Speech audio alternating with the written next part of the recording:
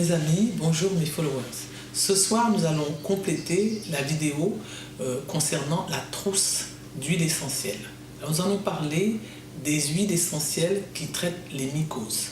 Nous avons deux huiles essentielles, l'huile essentielle de titri et l'huile essentielle de palmarosa, qui sont des huiles, si elles sont utilisées aux concentrations indiquées, n'auront pas trop d'effets secondaires. Mais je tiens à rappeler d'ores et déjà, puisque les femmes enceintes et les femmes allaitantes ont beaucoup de mycoses, qu'on ne pourra pas utiliser d'huile essentielle chez la femme enceinte, chez la femme allaitante et aussi chez les personnes allergiques. Et je rappelle toujours qu'il faut mettre sur le pli du coude, garder pendant 24 heures une goutte et de voir si on réagit. S'il y a une réaction, eh bien, cette huile-là n'est pas faite pour vous.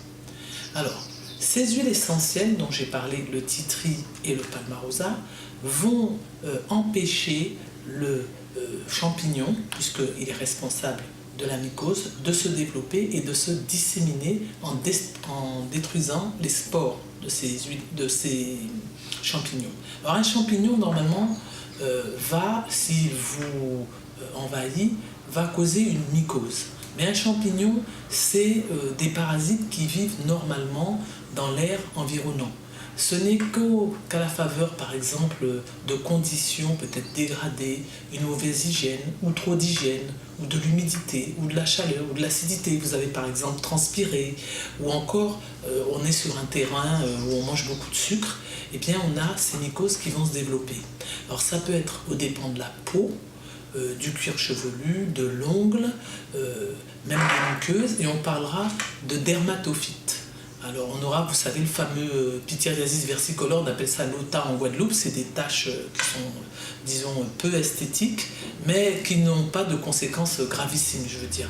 Simplement, les différentes mycoses dont on va parler peuvent provoquer des désagréments, par exemple une démangeaison, c'est un état inflammatoire, un côté inesthétique qui fait qu'on a envie de s'en débarrasser et que les médicaments classiques arrivent de moins en moins à juguler ces mycoses. Donc les huiles essentielles seront un bon apport pour soutenir les médicaments chimiques. Alors, donc, je vais vous parler d'autres huiles qu'on aurait pu rajouter. On peut rajouter l'huile essentielle de clou de girofle ainsi que l'huile essentielle de cannelle. Alors l'huile essentielle de cannelle, c'est l'aldéhyde cinnamique. C'est une huile qui est antimycosique mais qui malheureusement est très irritante pour la peau. Donc il faudra faire des dilutions aux environs de 3% dans de l'huile végétale. L'huile essentielle de clou de girofle, c'est un phénol, et vous rappelez que les phénols sont quand même dermocaustiques, donc vont agresser la peau, donc on ne pourra pas faire des dilutions de plus de 15% dans une huile dont je vais préciser l'utilisation. Donc ces huiles-là vont venir renforcer le titri et le palmarosa. On pourra utiliser par exemple pour le pityriasis versicolore qu'on appelle l'ota en Guadeloupe, une huile essentielle qu'on appelle la myrte rouge. Heureusement, je n'ai pas d'échantillon là. Souvent, cette huile essentielle, elle a un chémotype de 1,8-cinéole qu'on utilise pour assécher les toux. Mais dans ce cas-là, elle va pouvoir être utilisée pour enlever ces fameux lotas qu'on a, par exemple, des taches disgracieuses sur la peau, des pellicules dans les cheveux. Alors, ce que je vous propose pour la mycose sur la peau. Alors, on va faire un mélange à 15% de titri avec du palmarosa dans une huile végétale que l'on connaît très bien en Guadeloupe, qu'on appelle l'huile de galba. C'est de l'huile de calophylle en fait. C'est une huile qui est elle-même antimicrobienne, donc elle va empêcher les surinfections et qui est en même temps anti-inflammatoire. Donc très intéressante à prendre. On pourrait par exemple aussi utiliser l'huile végétale de cumin noir comme véhicule, donc pour véhiculer ces huiles essentielles, qu'on appelle l'huile de nigel, qui elle-même est antimycosique.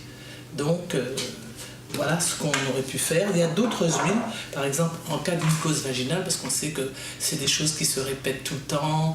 Les personnes viennent me consulter, me disent qu'elles ont déjà tout essayé, et malgré tout, ça revient. Eh bien, vous pouvez demander à votre pharmacien de faire des ovules avec le titri, avec l'huile essentielle de thym à linalol ou à géraniol, ne pas utiliser l'huile essentielle à tujanol qui est dermocaustique, on a vu que c'était un phénol, et vous pourriez rajouter une huile essentielle pour soutenir, qui soit douce, qui soit anti-inflammatoire, ce sera l'huile essentielle de lavande. Bien, je vous remercie pour ce soir.